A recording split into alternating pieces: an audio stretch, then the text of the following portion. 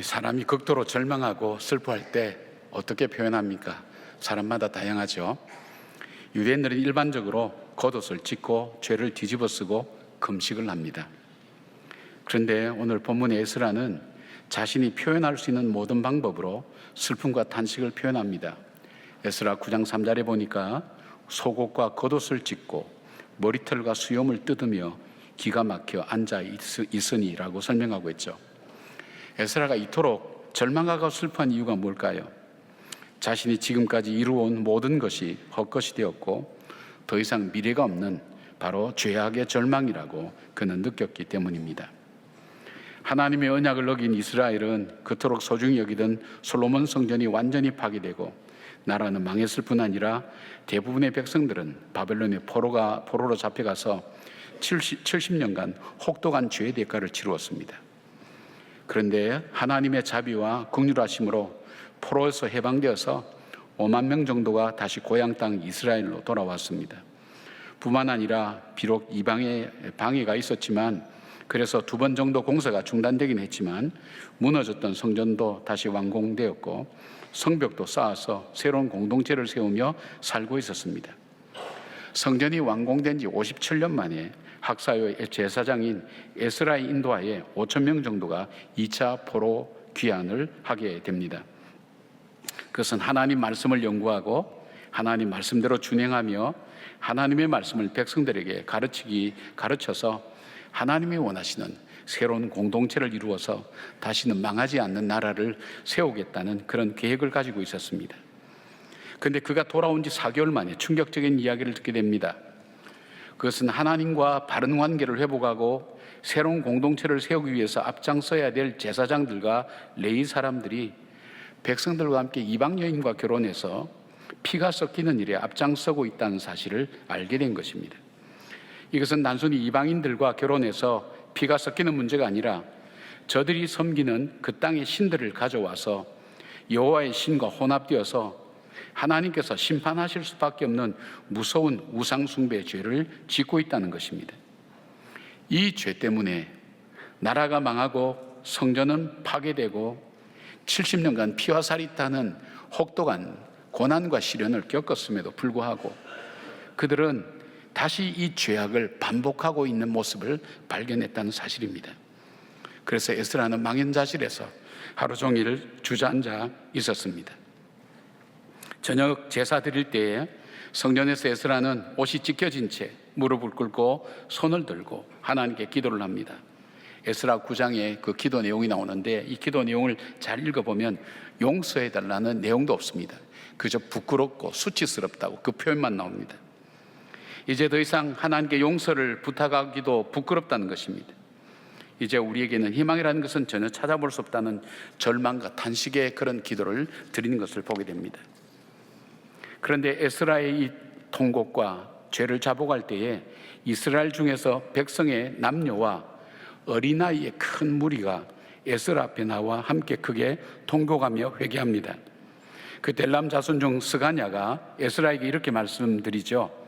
10장 2절에 보니까 엘람 자손 중 여이엘의 아들 스가냐가 에스라에게 이르되 우리가 우리 하나님께 범죄하여 이 땅 이방 여자를 맞이하여 아내로 삼았으니 이스라엘에게 아직도 소망이 있나니라고 외칩니다. 그 절망의 현장 속에 그래서 속옷도 겉옷도 찢고 머리도 뽑고 수염도 뽑고 망연자실해서 어떻게 해야 할지 모르고 저녁 제사 드릴 때야 비로소 하나님의 엎드려 기도하는 에스라, 그 절망을 표해주는 상징적인 모습. 근데 그 가운데 함께 모여서 울던 그 백성 중에 스가냐라고 하는 사람이 일어나서 이야기합니다. 아직도 이스라엘에게 소망이 있다고 그렇게 이야기를 합니다.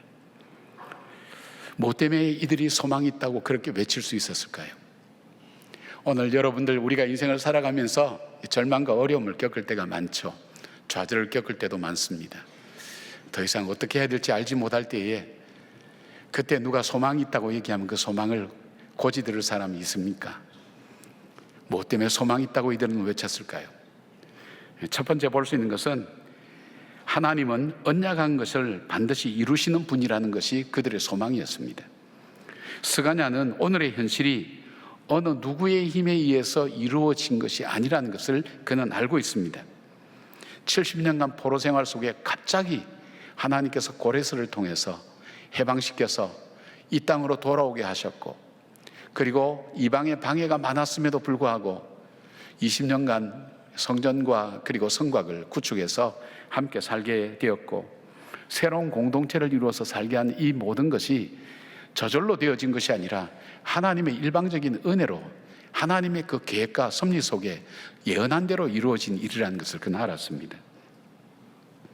전혀 이루어지지 않을 것 같은 상황 속에서 이 일들이 일어난 것입니다.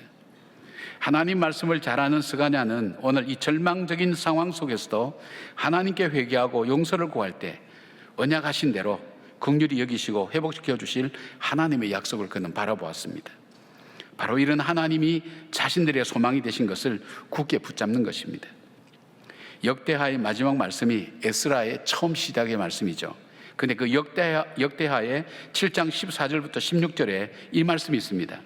내 이름으로 일컫는 내 백성이 그들의 악한 길에서 떠나 스스로 낮추고 기도하여 내 얼굴을 찾으면 내가 하늘에서 듣고 그들의 죄를 사하고 그들의 땅을 고칠지라. 이제 이곳에서 하는 기도에 내가 눈을 들고 귀를 기울이리니 이는 내가 이미 이 성전을 택하고 거룩하게 하여 내 이름을 여기에 영원히 있게 하였습니다. 내 눈과 내 마음이 항상 여기에 있으리라. 이 말씀은 솔로몬이 성전 건축을 끝내고 낙성식을 마칠 때에 하나님의 영광이 그 성전에 가득하게 나타나고 하나님이 임재하심을 보여주셨고, 솔로몬에게 나타나서 솔로몬이 성전 건축 후에 했던 그 기도에 대한 응답으로 하나님 주신 말씀입니다. 언약의 말씀이죠. 바로 그 하나님의 언약하신 그 성전에 엎드려서 바로 이 스가랴는 기도할 때에 그 언약대로 불가능한 포로 생활에서 해방시켜 주신 그 하나님이 여전히 우리의 절망적인 상황 속에서 우리를 열어가실 거라는 확신과 믿음을 붙잡았습니다. 방백들과 백성들이 모두 모여서 하나님 말씀대로 순종하겠다고 맹세했음에도 불구하고 에스라는 하나님의 성전의 골방에 들어가 금식하며 하나님께 기도합니다. 왜냐하면 에스라는 소망이 백성들의 결단과 그리고 그들의 후회와 그리고 탄식 속에 있지 않다는 걸 알았습니다. 그것보다 더 중요한 것이 있다면 그들의 회복은 바로 신실하신 하나님께 있다는 걸 알았기에 백성들에게 맹세를 받아놓고도 그는 기도의 자리에 들어가서 금식하며 하나님께 기도합니다. 그는 예루살렘으로 오기 위해서 1400km를 4개월 동안 올 때에도 그 많은 금은 보화를 가지고 있었지만 아닥사스다 왕에게 도움을 구하지 않고 아와 강가에서 온 공동체가 3일간 금식 기도하면서 우리를 지켜주실 분은 하나님이십니다. 하나님께서 우리를 지켜주실 수 있습니다.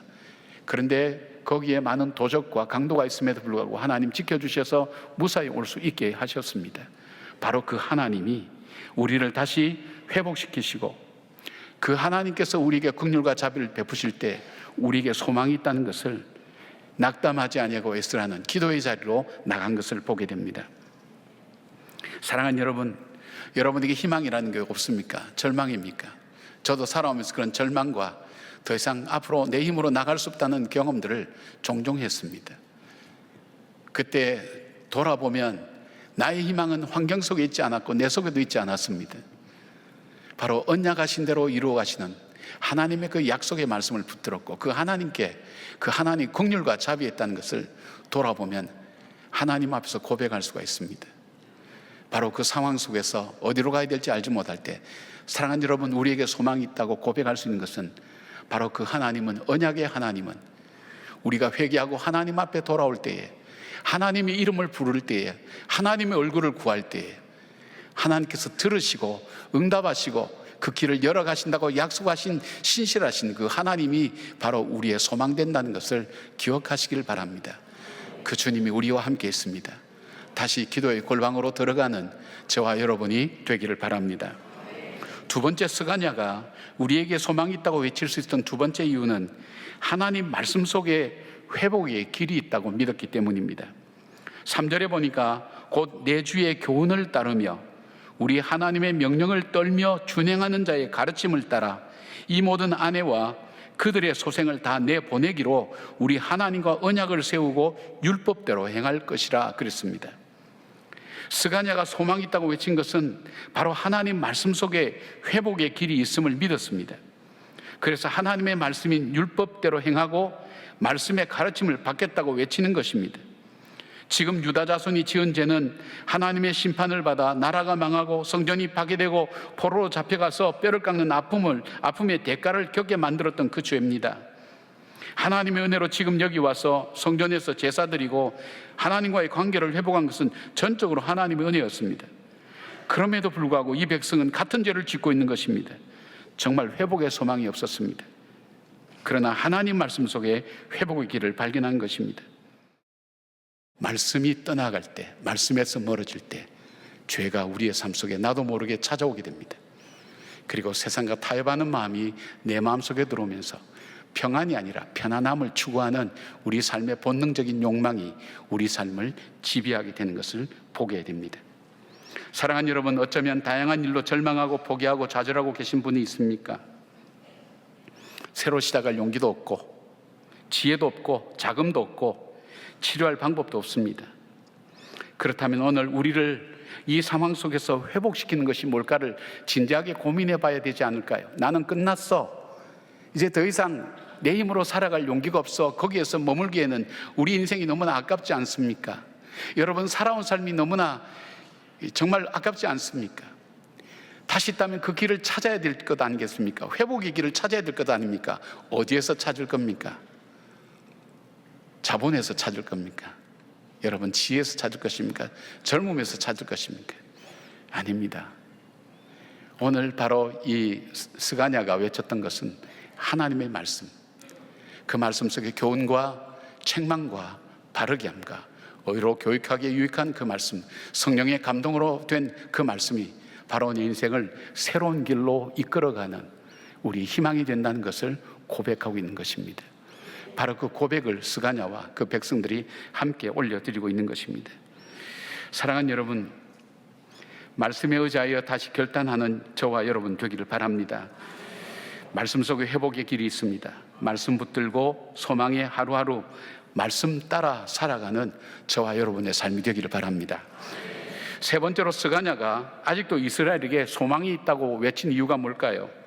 그것은 하나님의 말씀에 믿음으로 반응하는 사람들이 있었다는 것입니다.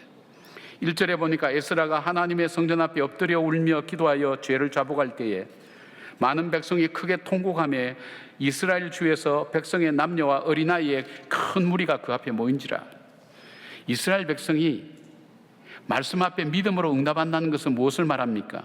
3절 4절 보니까 이렇게 그들이 결단합니다. 곧 내 주의 교훈을 따르며 우리 하나님의 명령을 떨며 준행하는 자의 가르침을 따라 이 모든 아내와 그들의 소생을 다 내보내기로 우리 하나님과 언약을 세우고 율법대로 행할 것이라. 이는 당신이 주장할 일이니 일어나소서. 우리가 도우리니 함께 행하소서 하니라. 백성들이 믿음으로 반응했다는 것은 자신들의 잘못이 무엇인지를 깨달았다는 의미입니다. 죄의 심각성을 인식했습니다. 이 문제를 해결하지 않으면 안 되겠다는 영적 위기의식을 그들이 느꼈습니다.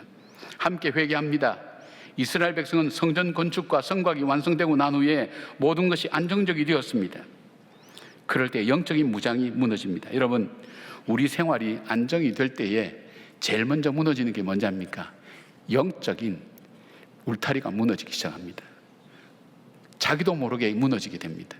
삶 속에 예배가 느슨하게 되고, 그리고 교회에 하나님의 역사심이 보이지 않고 사람들이 보이기 시작하고, 자기 삶 속에 하나님의 인도하심보다는 돈이 이끄는 인생이 어떤 것인지, 명예가 이끄는 인생이 어떤 것인지, 그리고 사람들에게 존경과 사랑받는 것이 어떤 길인지, 그런 길들이 보면서 이 땅의 것에 만족하고 그것을 추구하는 삶으로 바뀌어지는 이유가 바로 여기에 있습니다.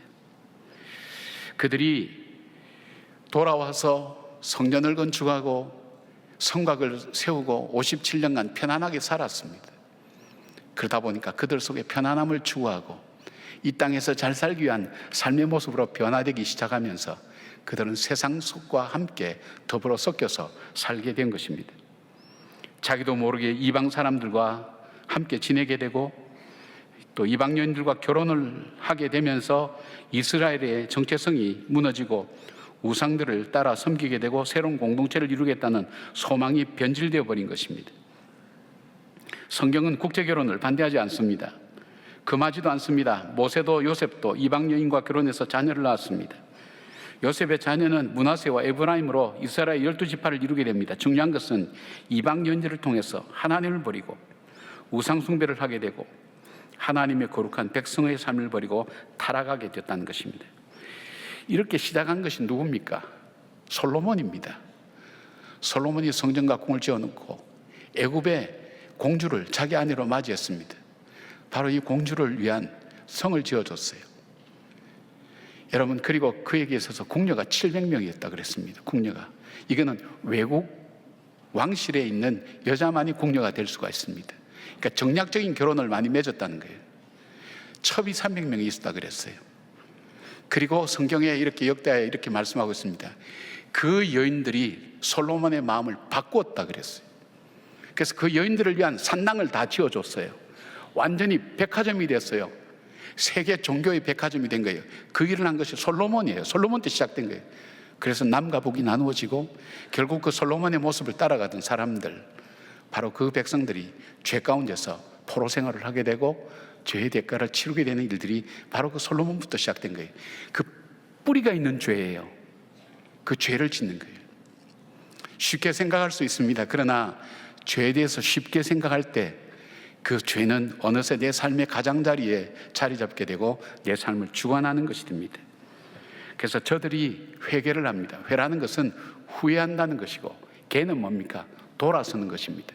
내가 한 일을 후회하고 아파하면서 새로운 삶으로 돌아서는 것, 그 결단이 뭡니까?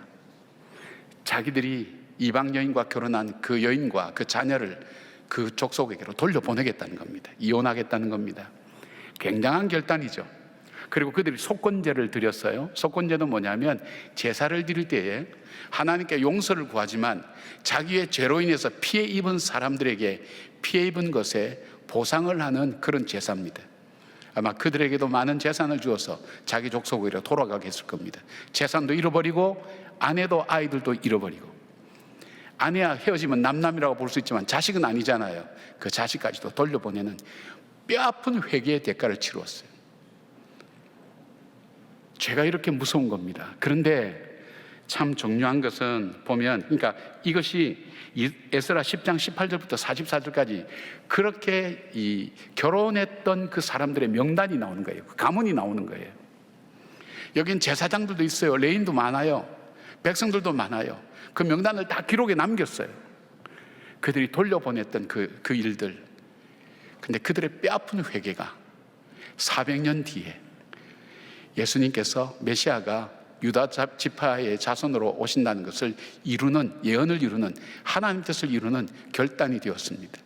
만약 애들이 계속 결혼하고 혼합이 되었다면 유다 지파를 통해서 예수님이 오셨다고 얘기할 수 없을 거예요. 지금은 어리석어 보이고 아프고 힘들지만 하나님 앞에 엎드려 회개할 때에 그 회개는 하나님께서 믿음의 놀라운 역사로 하나님 뜻을 이루는 귀한 삶이 된다는 것을 오늘 이 말씀은 보여주고 있다는 것입니다. 아직도 이스라엘에 소망이 있다고 한 이유가 바로 여기에 있습니다. 오늘 저와 여러분이 소망이 있다고 외칠 수 있는 이유가 뭘까요? 에스라와 스가냐와 그 백성들이 보았던 그 소망입니까? 아니면 세상적인 걸 보면서 소망이 있다고 외치는 것입니까? 여러분, 나에게 소망이라는 것이 나에게 나중에 절망으로 바뀔 수가 있어요. 소망이라고 외쳤던 그것이 나를 파멸시키는 도구로, 무기로 바뀔 수가 있다는 것을 우리는 삶을 통해서 경험해서 알고 있지 않습니까? 바로 하나님께 그 소망을 두고 말씀에서 회복의 길을 찾고, 그리고 믿음으로 함께 동력하는 사람들과 함께 할 때에 하나님의 역사는 일어나는 것을 보게 됩니다. 남미 과테말라라는 나라의 산악지대에 위치한 작은 도시 알모론가라는 그런 도시가 있습니다. 이 도시는 마시몽이라는 우상을 섬기는 도시였고, 성인 대부분은 알코올 중독자면서 폭력과 살인이 난무했습니다. 거리에는 고아와 거지들과 노숙자들이 즐비했고, 인구 2만의 도시에 술집만 36곳이었고 교도소가 4개 있었지만 언제나 만원이었습니다. 한마디로 희망이 없는 도시였습니다. 그런데 1974년 이 도시에 살던 형식적인 가톨릭 교도였던 리스카우체 마리아노라는 사람, 그 사람이 복음을 진심으로 받아들였어요. 예수 그리스도를 나의 구세주와 주님으로 진심으로 받아들였어요. 그리고 그가 하나님 앞에서 바로 살기로 작정하면서 목사가 되었습니다. 그리고 그가 이 도시를 품고 기도하게 됐습니다. 그가 이 소망을 품고 기도하기 시작한 것은 역대하 7장 14절 말씀이었습니다. 내 이름으로 일컫는 내 백성이 그들의 악한 길에서 떠나 스스로 낮추고 기도하여 내 얼굴을 찾으면 내가 하늘에서 듣고 그들의 죄를 사하고 그들의 땅을 고칠지라는 약속의 말씀이었습니다. 마리아노 목사와 이번에 전도를 받은 교인들이 함께 이 도시를 붙잡고 이 말씀을 붙들고 이 도시를 위하여 기도하기 시작했습니다. 무슨 이유인지 알 수는 없지만 이 땅이 조금씩 변하기 시작한 것을 그들이 느낄 수 있었습니다. 기적 같은 일들이 일어납니다. 2005년에는 마지막 술집이 문을 닫았고 만원이었던 교도소 4곳 모두 문을 닫았고 인구의 90% 이상이 크리스천이 되었습니다. 게다가 이곳에 샘이 터지면서 농사와 더불어 일할 곳이 넘쳐나고 풍성한 농산물로 복을 받는 도시가 되었습니다. 1958년도 6월 22일 날 바로 이곳에 6.25 전쟁 때 유행군의 포로로 잡혔다가 석방된 방공포로 몇 분이 교회를 세웠습니다. 사실 그분들은 이북의 모든 터전이 있었기 때문에 이남에 내려와서 그것도 포로로 잡혀서 석방됐기 때문에 재산도 가족도 아무것도 없이 맨 땅에서 시작이 됩니다. 그들이 바로 이곳에 정착했어요. 1958년도니까 이 지역이 지금은 화려하지만 그때는 완전히 참혹한 거예요. 바로 볼 때 그들이 생각했던 그거였어요. 우리는 재산도 가족도 다 잃어버렸어. 정말 이 나라와 이 민족이 다시 살 길이 있다면, 이 땅에 뿌리를 내릴 내 자녀들이 잘 살 수 있다면 그는 하나님께 의지하는 것밖에 없다고, 하나님만 믿을 수밖에 없다고. 그래서 그들이 자기 집을 세우기 전에 교회를 세웠어요. 그리고 하나님 앞에 울부짖었어요. 그들은 가장 절망의 시기에, 전쟁 후에 그 절망의 시기, 고아들이 넘쳐나고 거제들이 질비하면서 상위군들이 여기저기 왔다 갔다 하고 더 이상 희망이 보이지 않는 바로 그 땅에 소망의 깃발을 세웠어요. 하나님을 의지하면서 바라본 거예요. 그 교회가 바로 지금 우리 동안교회입니다. 전쟁과 공산주의를 겪으면서 정말 하나님 외에는 이 땅을 구원할 분이 없다는 것을 그들은 하나님 앞에 고백하며 이 자리에 교회를 세워서 이 땅을 지켜주시도록 그렇게 하셨고, 그들의 기도처럼 정말 오늘날 많은 영혼들이 우리 교회를 통해서 하나님의 나라를 만들어가는 일에 쓰임받고 있는 것을 우리가 함께 바라보고 있습니다. 그 기도의 흐름들을, 그 축복들을 저와 여러분이 함께 누리고 있는 것입니다. 사랑하는 여러분, 지금 힘들 수 있습니다. 어려울 수 있습니다. 회개의 씨앗을 뿌리십시오. 감사의 씨앗을 뿌리십시오. 그리고 그 말씀을 따라 한 걸음 한 걸음 내 삶을 고쳐가십시오. 습관을 바꾸는 것, 내가 살았던 삶의 틀을 바꾸는 것은 결코 쉬운 일 아닙니다. 성령께 구하십시오. 왜냐하면 거기에 저와 여러분의 살 길이 있고 마지막 날 우리가 이 땅을 떠나면서 후회하지 않을 인생을 살 수 있는 그 희망과 회복의 길이 하나님 말씀 속에 있기 때문입니다. 여러분, 어떤 절망 가운데 있다 할지라도 포기하거나 주저앉지 않고 언약하신 대로 이루시는 그 하나님, 그 하나님을 바라보면서 소망의 노래를 다시 부르는 저와 여러분 되기를 주님의 이름으로 축복합니다.